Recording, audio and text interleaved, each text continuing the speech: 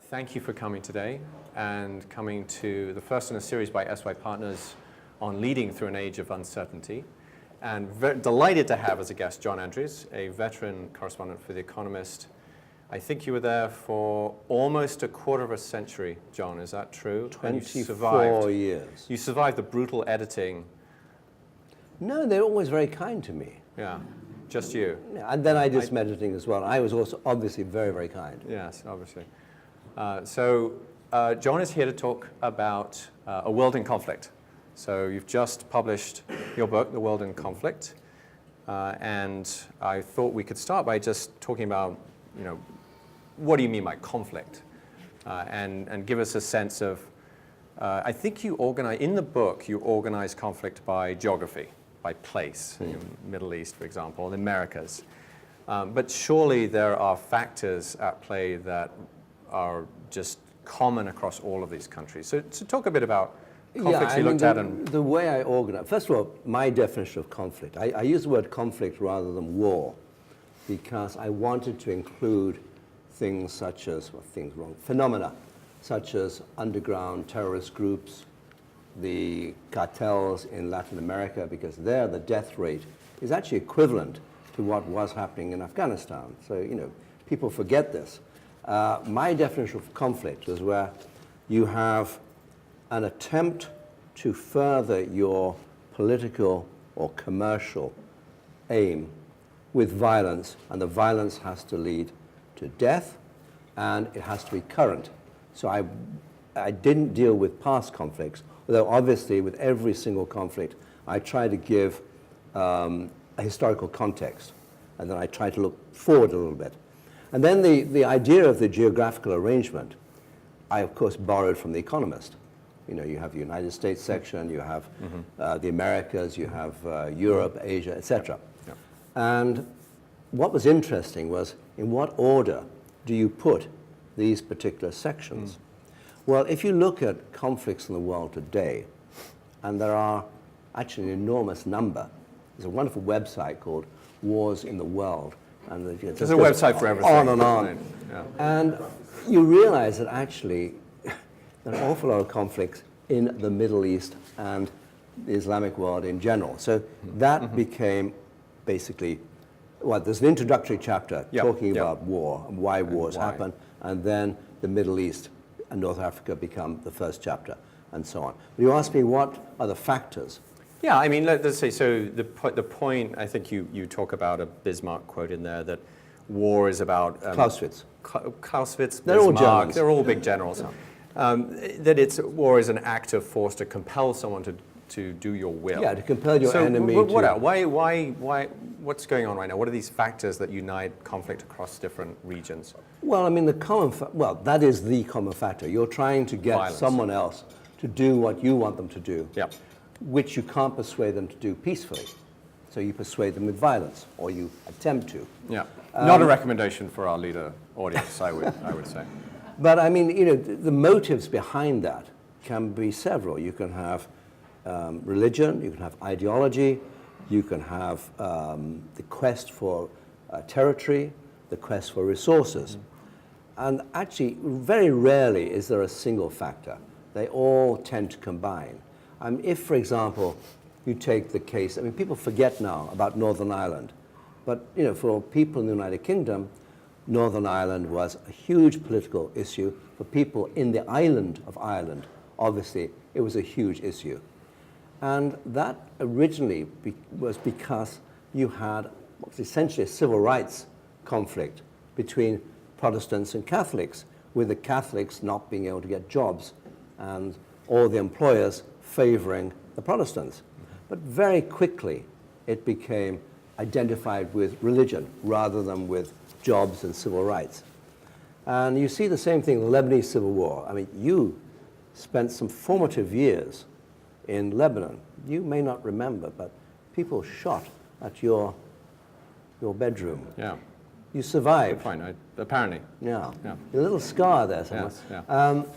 But Lebanon, it was basically, it started as a civil war about not quite civil rights, but economic power and division. but it very quickly became a war in which religious identification was very, very important, and which also pitted the Lebanese against the Palestinians who had come in as refugees. So talk about today. I mean, has the nature of conflict changed today? Is there more of it? Well, in a sense, there is more of it, because it's much easier to get weaponry and to make a conflict. But the nature of conflict has really changed, because in the past, nations used to fight other nations. Nations went to war against each other. The classic, of course, is the Second World War, which for us Brits started in 1939, and for you Americans, so you're an American now. You Americans, a bunch of started Brits and, in 1941. Europeans out there. So, but that was war between states. You very rarely get wars between states now. You get wars in which states collaborate against insurgent movements. You see that in Yemen now. Why is that? I think What's happened? It's partly because of globalization, actually. You have so many intermeshing commercial and economic links that it makes no sense to try and have A fighting B, because A and B are already connected. Right. That's one reason. I think the second reason is you have multilateral agencies, such as the United Nations, such as the WTO, the World Trade Organization, and so on. They don't keep the peace, obviously, but they help prevent conflicts from spilling out of control and going state against state. So talk a bit about, Thomas Friedman recently wrote that there are three underlying forces at play that are massively affecting the world and conflict in particular. One being technological disruption, the other being globalization, and the third being climate change. What do you think of that? How does that factor in?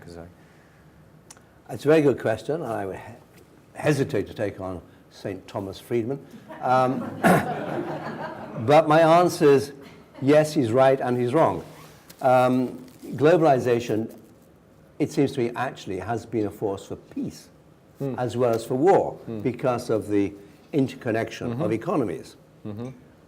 It's hard, for example, to see France ever again going to war with Germany because the economies are intertwined, and also you have the umbrella of the European Union. It's actually pretty hard to see the United States going to war with China, even though you have a real issue now with China literally building islands in the South China Sea.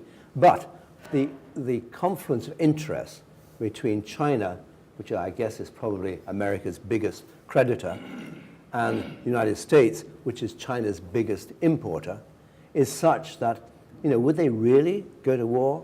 I suspect not. So globalization... So money may save us. Yet. I think so, yeah. So far. Because it could actually provoke such economic disparities that you get revolution. Did you want me to go on to technology? Sure. You sure? Yeah. Okay, technological change. Technology, it's all yours. Future warfare, I would say, is actually quite probably cyber warfare. And you are seeing that happening now. What was your third point from Thomas Friedman? Climate change. Climate change, yeah. I think he hypes it up, but it is certainly a factor and a growing factor. Climate change is a hype? No, not climate change. No, I'm not a climate change denier. Excellent. No, it's absolutely there. You might have someone from Exxon here. You never know. No, my point is that, when I say he hypes it up, I think it is a factor, and it will be a bigger factor. At the moment, it's a factor in the Sahel region of Africa, where you've got creeping desertification. That puts pressure on resources, and so you have people trying to get more grazing land. They then get co-opted by Boko Haram or Al-Qaeda in the Arabian Maghreb and so on. I mean, that's one problem. That happens. Yemen could be the first country in the world to actually physically run out of water. So yes, it's a factor, but I don't think it's a factor that yet explains all the conflicts. It explains part of them. So let's shift this a little bit, because I think certainly for our audience and for your readers, their job, if you will, is to lead and to produce solutions, to actually find a way through an age of conflict and age I of thought it was uncertainty. your job to tell them how to do it. It's definitely part of my job. But I like to think that there are a lot of other people out there who also subscribe to that grand design. So let's move a little to the topic of what do we do about this? And let's start by asking, have you seen any entrenched conflicts that sort of defied solution? Have you seen any of them become resolved? And why? Why? Well, actually, I suppose Sadat's visit to Jerusalem, which is what, 1977, I think? Yes, I mean, you had a permanent conflict between Egypt and Israel. Sadat went to Jerusalem, met Begin. A couple of years later, you have Egypt recognizing Israel, then the exchange of diplomatic relations. Begin and Sadat both get Nobel Peace Prize. So yes, that's a conflict that was resolved thanks to the vision and the initiative of individual leaders, particularly Sadat. Now, it didn't come absolutely out of the blue. You had the 1973 Arab-Israeli War, in which the Egyptians actually performed a lot better than anybody, including the Egyptians, perhaps had really expected. So it paved the way, but it was an individual. Now, he suffered for that because not so many years later, he was, I think, 82, assassinated. There's a steep price to pay for that. Yeah. So what about, so I'm hearing two things there. One is there's this notion of reaching across the aisle. And I know that certainly in the work that I've seen in companies and corporations, this notion of a duo or a partnership between entities can bring those entities together. A very powerful concept. Yeah. I'm hearing you say that. I'm hearing you say, yes, that's important. You can think of And it happens. Khrushchev and Well, I mean, Kennedy. it was before you were born, of course, even though you're getting older by the minute. But, I mean, there was my wife and I grew up in a period when we really did fear that there would be a nuclear conflict. And it was because JFK managed to persuade Khrushchev not to escalate the conflict, the potential conflict in Cuba, that we were saved. I mean, it was a real confrontation, and it was Kennedy's actual leadership that I think persuaded Khrushchev to back down. So what about that leadership? I mean, what lesson could we take away from that would be valuable to any leader today who has a big remit? Yeah, I think you have to have, I mean, there's well-known academic studies that say that leaders and CEOs and so on have the qualities of a psychopath or a sociopath. And yet somehow, I don't want to go that particular way. Having mentioned it, I don't want to go down that path. Exactly. Susan left the room. I think they need... Inside joke. Susan, I think that basically leaders need to, obviously they've got to have the political skills and determination and ambition to get to the post in the first place. Yeah. But then they need to have a vision, and they need to have the ability to listen to other people and yet still actually make their own decisions. Now, I don't want to intrude too much into American politics, although why not? I think if you remember 9/11, the day that changed history, as we often say, that picture of George W. Bush in a schoolroom looking absolutely bewildered and at a loss when he was told by, I can't remember the name of the chief of staff, that 2 planes had gone into the Twin Towers. How did he react? Well, I think he reacted pretty well in the public gaze quite quickly with his speech at Ground Zero. I mean, that was actually pretty impressive to the firemen and so on. But my criticism of George W., I mean, I could have many, but I mean, he called himself later on the decider. Well, I think in a way, he wasn't the decider enough. I think he was too much under the thumb. That's perhaps an excessive way of putting it, but too much influenced by Cheney and Rumsfeld. So in that sense, I think his leadership was not quite up to the mark. So I would draw a difference between that and, say, there's a little bit of going against the grain that you're saying. In other words, you had to have a strong enough conviction in yourself that you're willing to defy the people around you. Absolutely. Is that what you're saying? Yeah. I mean, for example, was it Truman who wouldn't let MacArthur go into China? Yeah. Even though MacArthur was a great war hero. It was, I suppose, Reagan, for example. I mean, Reagan, we in Europe used to really decry Reagan. I don't think we ever appreciated him in the way that Americans did. We much preferred, it does say something culturally about us, we preferred Carter. And yet Carter obviously did not appeal in the same way to Americans because he didn't somehow embody what America was about, even though I think he's been a fantastic ex-president, really, really great. But Reagan, had a vision. Now, you can say it was a simple vision, but it was effective. Yeah. I mean, Reagan and Gorbachev, absolutely amazing. And you see this throughout politics. You see Mitterrand and Kohl, for example, with the European Union. Yeah. It's very important. Yeah. Okay, so there's the reaching across the aisle, having a strong belief and conviction in yourself, and willing to shut out the sort of manipulative advisors, is one of the examples you gave, as well as that sort of a sense of vision is what I'm also hearing. What about, I noticed in the book, and also you mentioned it earlier, the role of institutions. So I think a lot of the things that certainly businesses are trying to do, or causes, people who are engaged in building causes are trying to do, they're trying to create institutions that can help promote a cause and instantiate it. Talk about institutions' role here, and what are institutions that are worth honoring? That's a very good question.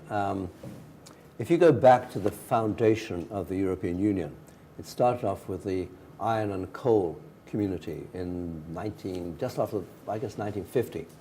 And Robert Schuman, who was a politician, a French foreign minister, decided this was the way to get France and Germany together. They would share, basically, the assets of the Ruhr Valley. They would no longer go to war with each other. Well, that then led eventually to the European Union, then first called European Community. Jean Monnet, who was a civil servant, became the real mastermind of this. And he famously said that institutions are more important than individuals and politicians, because institutions survive. And that's true to quite a large extent, but it's not actually true enough, because if you look at the European Union now, you have all these potential, vociferous forces there which could break up the European Union.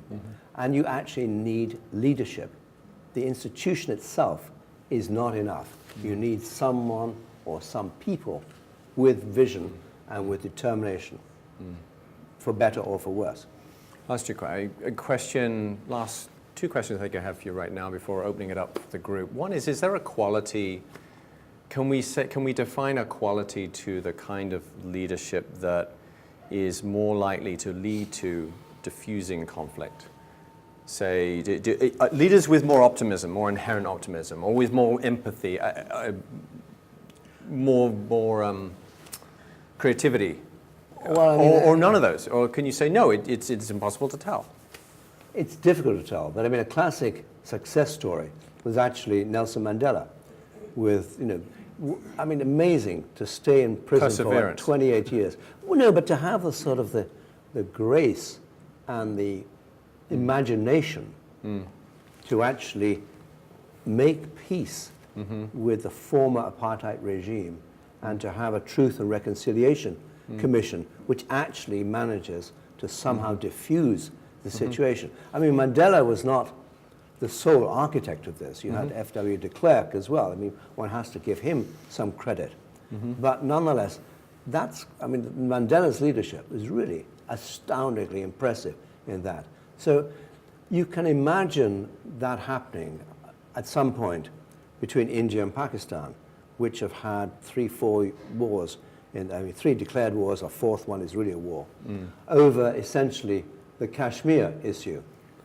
That's a frozen conflict, but of course, frozen conflicts can actually melt and then explode. Yeah.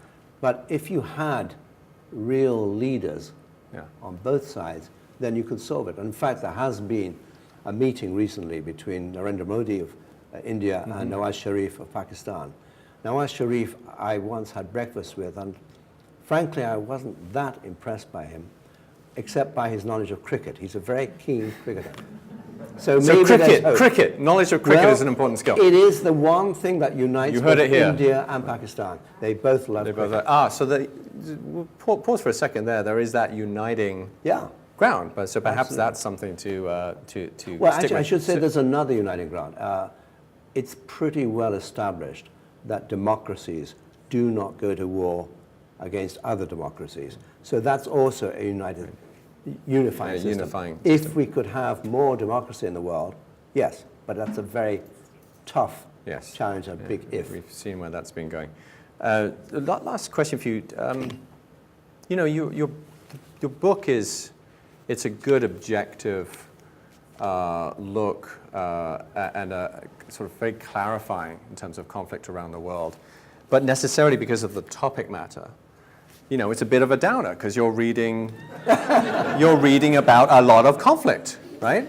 It's got a great balanced perspective, and because you're a great journalist, so you're giving it a great balanced perspective. You're seeking to understand the nature of conflict. I'm curious to know from you personally whether you have hope and what you.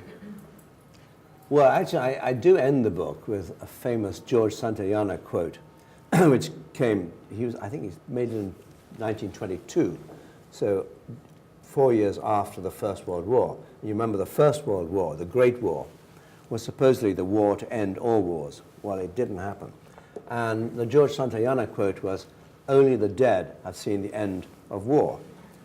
And there is an obvious truth to that.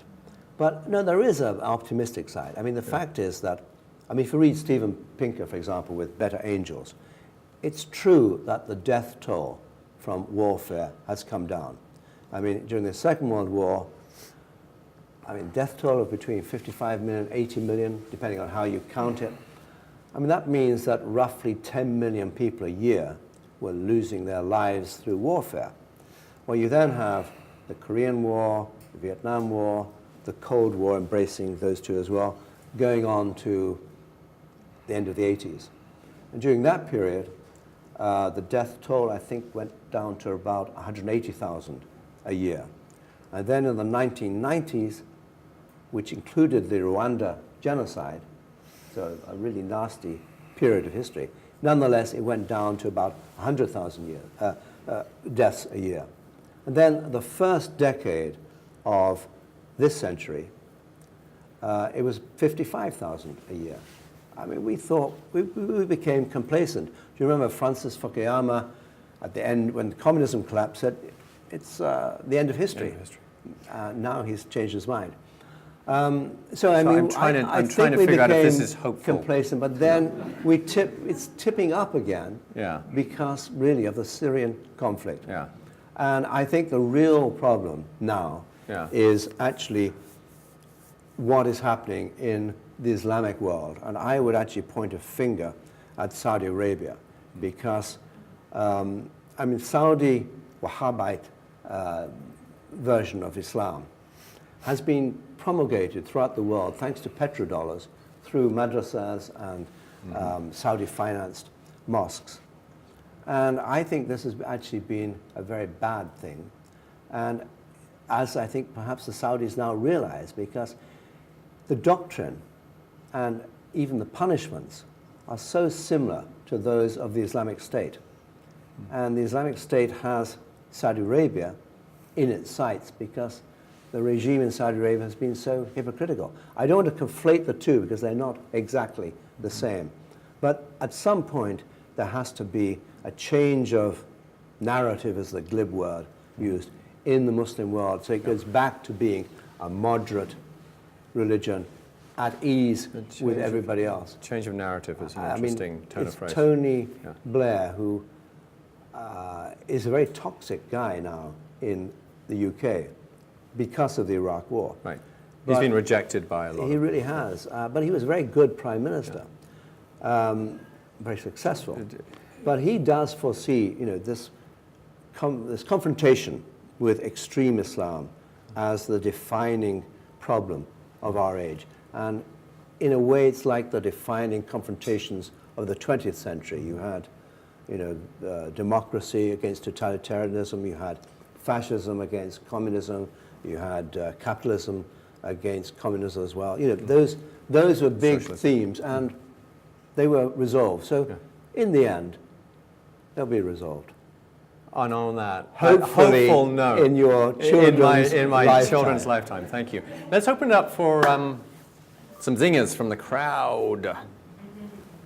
In the context of conflict, Yeah. where, and I'm going to invoke a word that I think has lost a lot of meaning, like innovation has lost a lot of meaning, but this notion of resilience and standing power in the face of conflict. So the two most obvious examples, Roman Empire saying it's going to last for 1,000 years, Hitler saying he's going to create a regime that lasts forever.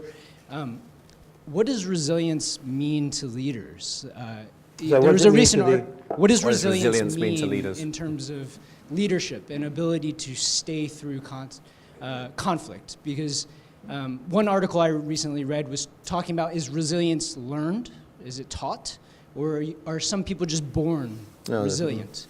And I'm curious, in the context of leadership, especially through trying times, can you learn resilience through reframing challenges as opportunities, or is it a product of circumstance and genetics or what have you? That's a very interesting question. Probably much too profound for my adult brain. I think resilience is in part cultural. For example, I think Russia as a culture is extraordinarily resilient. I mean, the casualties that Russia took in the Second World War were astounding. And you see the privations on Russia now and ordinary people because of Western sanctions, and yet it doesn't seem to make any difference to the popularity of Vladimir Putin. So I think, you do have a cultural aspect to resilience.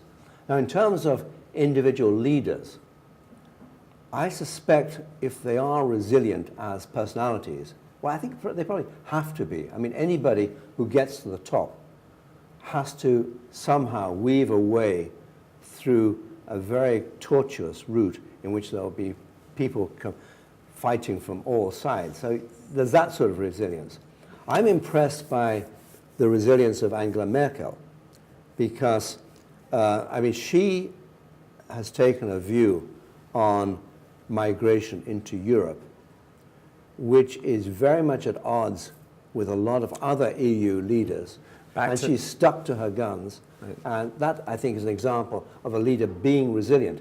Whether it'll be to her ultimate benefit or not, I'm simply not sure. It's interesting because that's another example of a leader sticking to her guns, right? Not being deterred and having a point of view that is actually against the status quo. Maggie Thatcher, the same. And Margaret Thatcher, the same, yeah. Maggie to you. Yeah. I'm interested to hear a little bit more commentary on the nature and value of conflict. So part of your commentary seems to be conflict is part of the human condition. We're kind of stuck with it. Yeah. But part of the tone of both Tom's questions and your responses suggest it's always a bad thing. But can conflict sometimes be a good thing? Because it is a driver of innovation, and it is a driver of speed, and it is a driver of connection. So I'm not thinking about it in the context of war and death, but in the context of business and in other contexts, conflict seems to me like it could sometimes be a good thing. So what's your commentary on the nature and value of conflict? That's a very interesting question. Have you tried marriage guidance? I mean...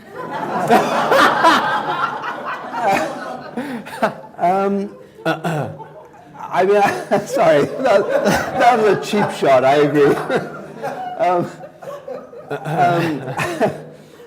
Where were we? I think what you're really hinting at is Schumpeter with creative destruction. You get conflict, someone loses, and yet it sparks a new idea. Yes, I think that's true. There's a very interesting book, *Sapiens*, by Yuval Noah Harari, which you may have read. Big bestseller, big literally. A Brief History of Humankind, and it's about 600 pages.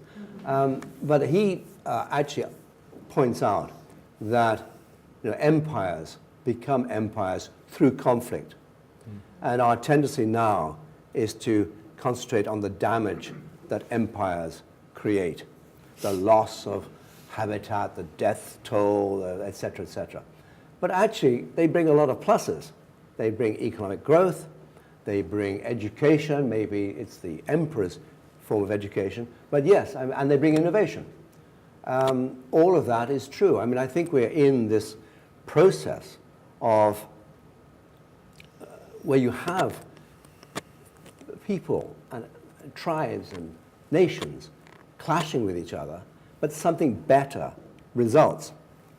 Better normally in the sense of economic wealth, but quite often also in the sense of human rights, for example.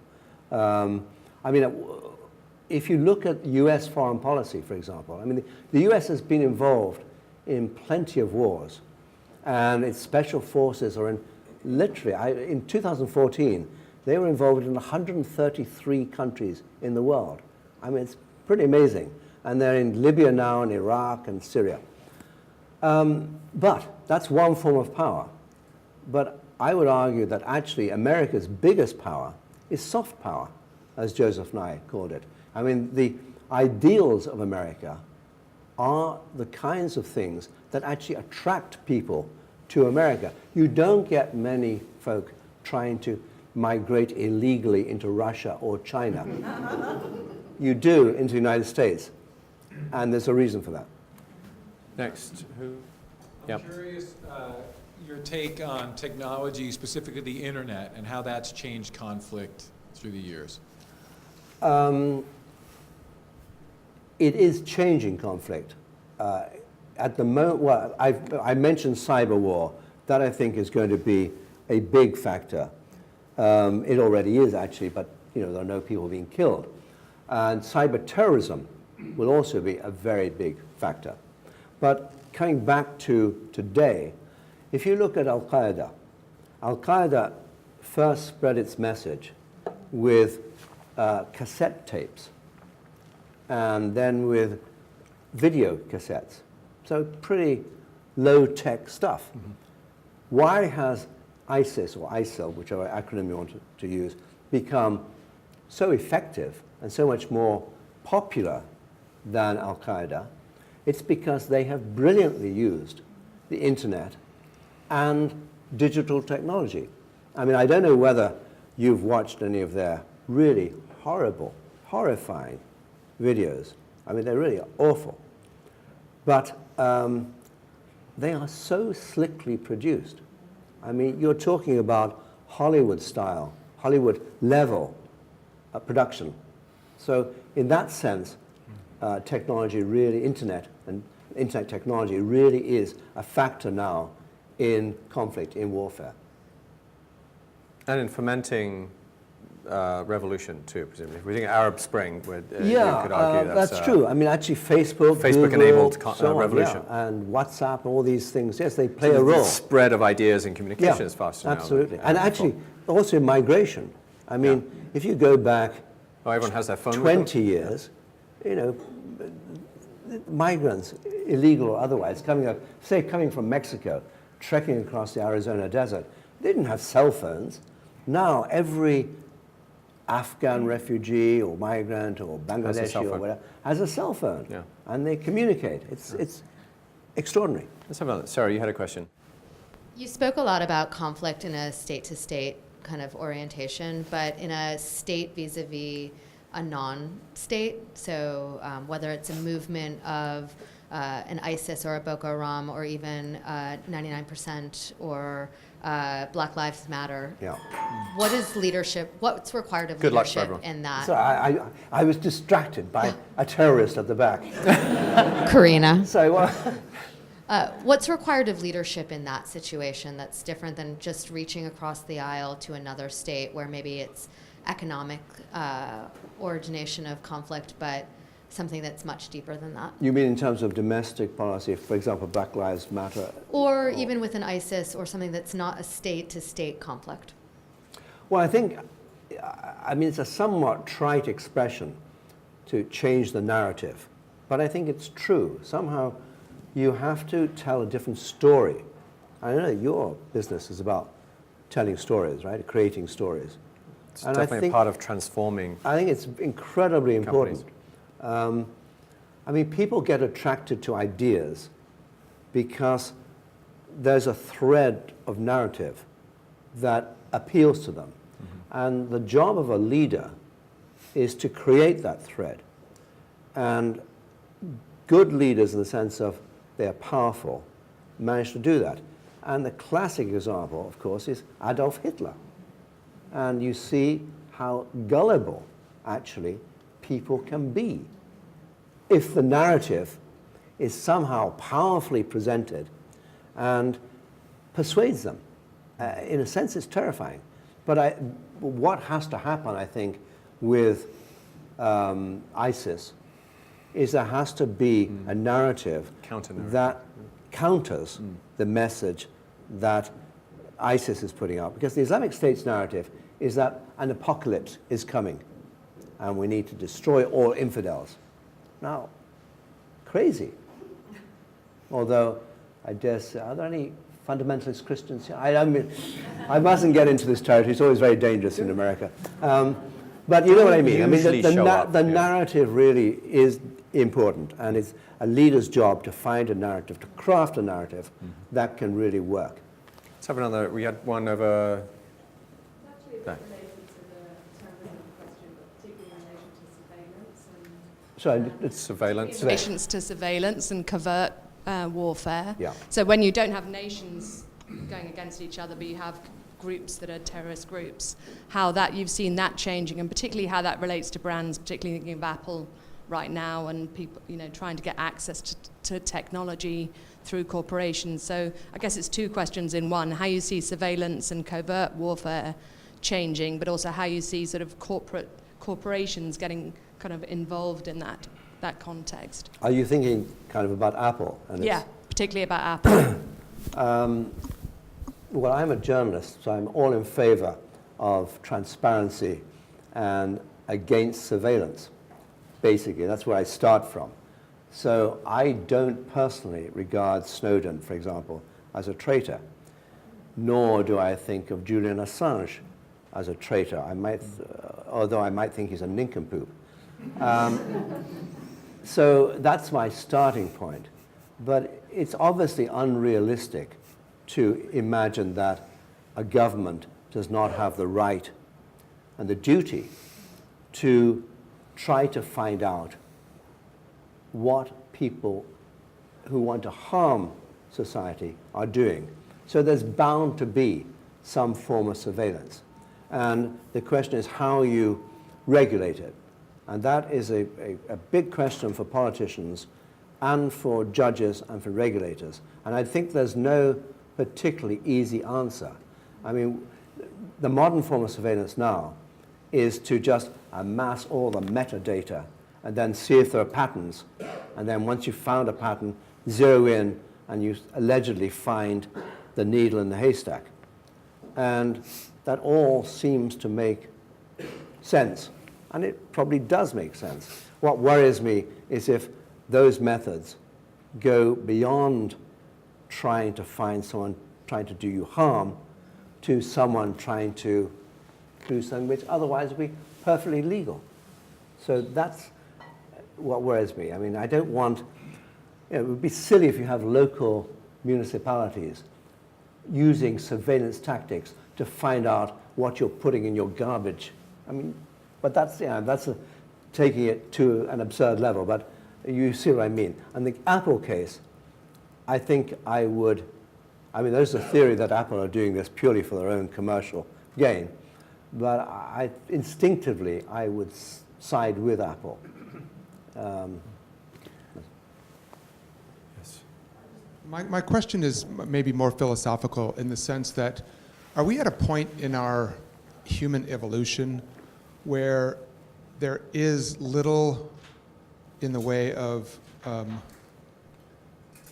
we're more in the way of extreme points of view as opposed to any type of conciliatory point of view? Have we gotten to a point as human beings, in a sense, where the extremes are ruling where we are as opposed to any form of kind of meeting in the middle with regard to conflict? Are you being influenced by the primary season? I think it's beyond that, but certainly in the current moment, yes. Actually, I don't think, I mean, it's a good question. No, I think there have always been extremes, but they come and go. And I think if you take American politics, the rise of the Tea Party, for example, was one new extreme on one side. You could argue, I suppose, that the popularity of Bernie Sanders is a rise on another side. I mean, extreme, how do you define extreme? I think, the question earlier was, doesn't conflict lead to innovation? Maybe one could also expand that to political ideology, where you have a confrontation and then you form, eventually, some kind of common ground. It's kind of like Marxism dialectics, isn't it? Yeah. Thesis, Yeah. thesis, antithesis, Definitely. synthesis, you know that? That's Marxism dialectics? I Yeah. thought that was Greek. Anyway. Well, the words are Greek. Of course. Esoteric. There we go. Okay, one over here from Mr. Bill Blakemore from ABC. William ABC. Barnett Blakemore III, a man I have known for far too many decades, a dear friend, so I really fear his question. My great importance here is that I taught Thomas Beowulf at the age of 6 when he was true. He did pretty well. And how to swim underwater. And how to swim underwater. But a question I cannot about... escape my past right in this moment. You don't want to. Bill. A question about a possibly ironic peace-causing new category as it gets recognized. I'm curious, and that's the city and the potential importance of the mayor. I've read recently a couple of articles about people thinking maybe we're going to see a return of the city-state.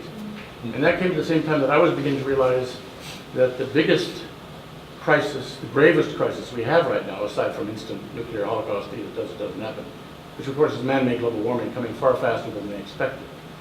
And I realized only fairly recently, but a lot of people realized before, that the discrete smallest unit of action in global warming, both in mitigating the warming and in responding to the impacts that can't be prevented, is the city, for a very obvious reason. No two cities have the same profile of how they're going to be impacted. Some are at sea level, some are in the mountains, some have greenery, some have... And no two cities have exactly the same profile of how they're emitting. Some have one kind of emission, some another, etc. And each city has, to some degree, its own individual government. And so my question is, in getting this privilege of a view of the world's conflicts right now, since those of us who focus on global warming have seen a remarkable, creative, worldwide coming together of the world's cities, the C40 as it's called. It was started out with the 40 largest megacities in the world, which had Bloomberg briefly as its official head, has now got more than 75 and they're spreading ideas like mad. They seem to be a new kind of a global kind of counter to conflict, because while the old-fashioned categories are still competing with each other in ideology with ISIS or nation to nation, the cities are getting together and say, look, they can argue if they want, but what about these ideas? Have you tried over that or do an adaptation of this? So I'm interested to know, do you see any kind of emerging pattern of this city-state, or is that a bit of a pipe dream? Are the city-states in the world conflict beginning to emerge somehow? That's a very interesting observation. In terms of climate change, in terms of emissions, actually cities tend to be basically much more efficient in energy use than, because you're getting more people crammed into a smaller place. So per capita, it's kind of an improvement. The problem, of course, is that, at the moment, we have about 7.2, 7.3 billion people. We will have about 10 billion people on the planet by the year 2050. And then we'll plateau and it'll go down because total fertility rates, i.e. the number of children that a woman will have or can have in her childbearing years, 2.1 is the replacement rate. It'll go down. You take a country like Iran, which you know well, Bill. In 1960, it had a total fertility rate of about just under 7. And now it's less than 1.4. So there's a dramatic decrease. However, before we get that decrease, we are going to have a growing population flooding into cities. Now, they're not all going to find jobs. They're not all going to say this is happiness and liberty and, good metro system and so on. There will be problems. And it's those problems which can actually cause conflict. Nothing to do with the impact, their ecological impact or otherwise. It's simply the pressure of human beings on resources and the competition for those resources. One aspect which I didn't mention, you have incredibly growing economic disparities in most of the Western world. Particularly in the United States, but also in Western Europe, and also in Brazil, for example. Now, at some point, one can imagine that people almost literally revolt. I'm not saying there'll be a revolution in America, but there will be a demand for change. And I think if you take the Bernie Sanders appeal, that's basically his appeal. You need to change. So I think some change can always be violent. I don't see that happening here. But city-states as mayors being more important, do you see that? They are very important as individuals because they are the leaders. They need to somehow cope with rich quarters of their cities, poor quarters, with provision of healthcare, of transportation, everything. It's a huge job. So a headline would be, we need better mayors. Right? Well, you need better mayors, but I do remember when I lived in Singapore. Just a few more, to sure. finish the point, and then let me just one finish. more question here, and then we'll just want to finish. Adam, after you. When we lived in Singapore, which is a very efficient and prosperous city-state, I remember asking Joe Pillay, who is the head of the financial authorities there, a very well-respected guy. I asked him, what he thought the long-term future of Singapore was. And he said, well, you look back to Athens, Venice, the other city-states, and they didn't last. So, I don't know. Sorry, that's a bit of a downer on your question. Run for mayor, Bill. Adam, help us out here. Give us a upbeat. Final optimistic point. Yeah. Can you talk a little bit about the decriminalization of narcotic drugs? Yeah. Go for it. Okay. I'm a child of the 60s.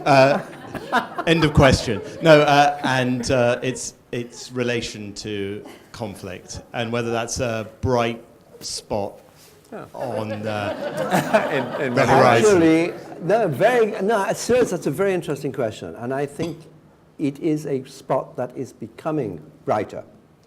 The amount, the Economist's position on this. We want to not just decriminalize, but actually legalize all drugs, hard as well as soft, and our argument is it should be, you would remove the criminal element, you could tax it, you could regulate it, you could stop people dying because their heroin has been, spiked with something else, or it's too strong, etc., etc. You know all that.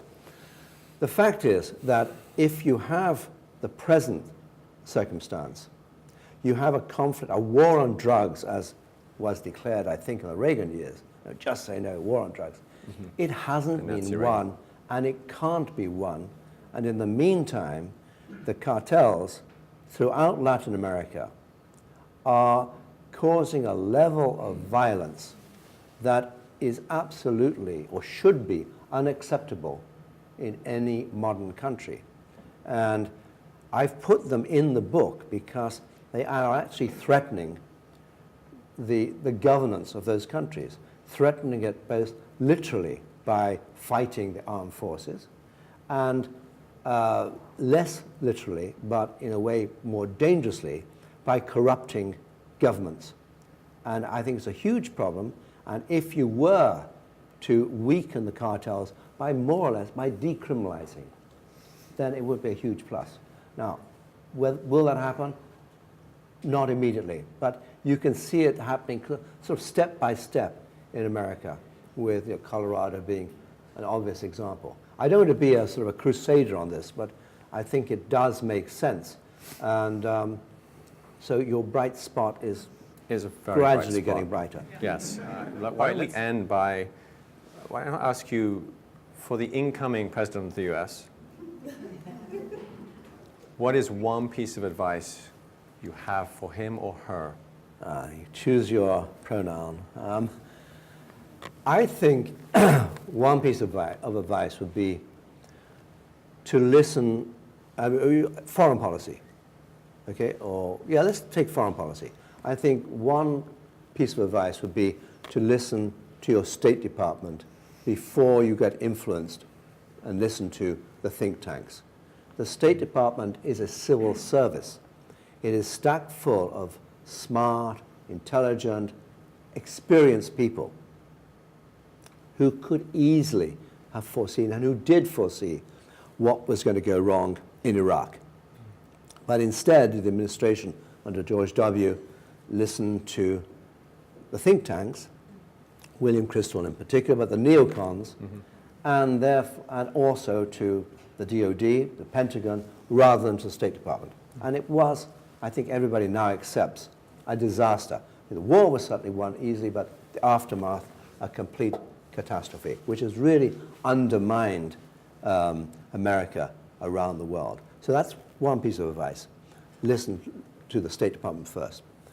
And also, of course, get good advisors. Second, have a vision. Make sure that you don't want to just listen to people. You actually want to have your own ideas and decide what they should be and then pursue them. And the third piece of advice, don't go automatically for the military route. Use it as a stick that you can wield at some point if you have to, but use soft power. That, as I mentioned before, Joseph Nye, soft power is incredibly important.